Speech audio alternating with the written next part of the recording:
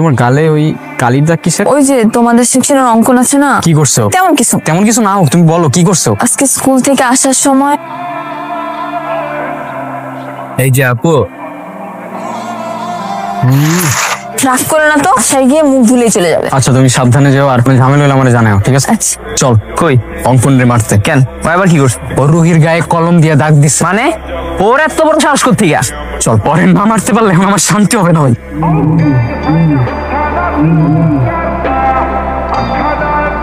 অঙ্কন দাঁড়া। কিসে? তুই রুহির গায়ে কলম দিয়ে দাগ দিছিস কেন? রুহির গায়ে দাগ দিলে তখন কি? তুই এখনো দাঁড়ায় কথা বলতেছিস ওর সাথে? কি করবি?